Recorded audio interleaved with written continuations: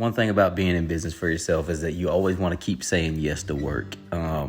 You just keep taking it on because you don't know when you're going to get it again. So you just tell people yes. Sometimes you tell people yes to jobs that you don't even really know how to do, but you'll figure it out and you'll pivot along the way. And that's kind of how this whole porch moving thing came. In the very beginning, when I was helping people set up mobile homes, I really just wanted to plumb them, skirt them, hook the water up, and do the septic tanks. Well, this kind of started, a lady asked me to move a porch for her, and I was like, can I even move a porch? Move that one. And then it seemed like 2 weeks later we moved another one. And then I started moving for myself. And then I think this is like the 60th porch we've moved. It's ridiculous. I've done got good at it, but this one today, man, whoa, this thing was a hoss daddy. This was probably the biggest porch we've ever moved.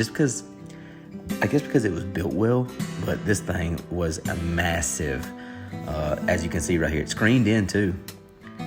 Thank God I had Devore's help today, man. He'd come in clutch. Oh, and we got old Glory flying on his baby too. Yeah, Dad helped too. Dad's best friend Brian come and help.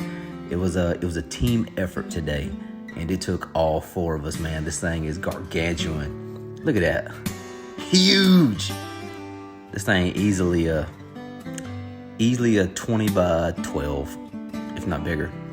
As he squatted, but she pulled it, man. I mean, she did it barely, but pulled it. I got to come back next week, and I got to go get that ramp right there, that ramp right there, and there's a bunch of skirting I got to get up, and then I will be done right here at this lot right here. Just have to go rake up. Some of the dirt will be pulled out, and then there's a top that I have to go get as well. And after I've been setting up mobile homes for this long, I'll tell y'all what, man. Moving it, septic, power, water, all that's easy. Moving the porches, man, that's gonna be where the money's at right there, just because this is labor intense. So per usual, I threw one strap on this baby and just pulled it on back roads. Look at old Glory. And try to get off the main road. Right here, I had to touch the main road right here for like maybe 2 minutes.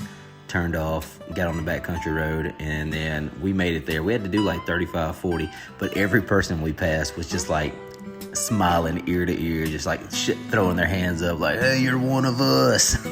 It was hilarious.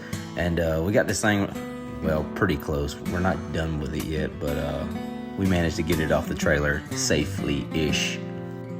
My dad, man, to be 55, got out here and hung with me and Devore. His friend did too. He hung with us all day long. I figured I was going to work circles around him, but he was the one moving me out of the way. Look at Pops, still getting after it. And thank God we had this bottle jack, man. This thing worth its weight in gold. After we jacked this thing up for a little while, we slid some bricks up under it and really whatever we could find on the job site to get it jacked up enough to where we could pull the trailer forward. And we ended up in this next video, in this next clip you'll see, we had to saw the front leg off this thing, but it still stood on 3. It just looked really wild. If you were to drive by and look at it, y'all would have been like, how is that Porch even standing up? But that is where we had to jack it up right, because it's still contacting on the fender right there.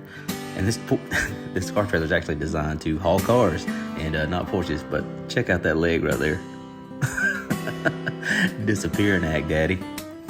But it held up, so hey, we got it in place. We're gonna work with it next week, scoot it back up to the trailer, fasten it back down, and move on to the next one.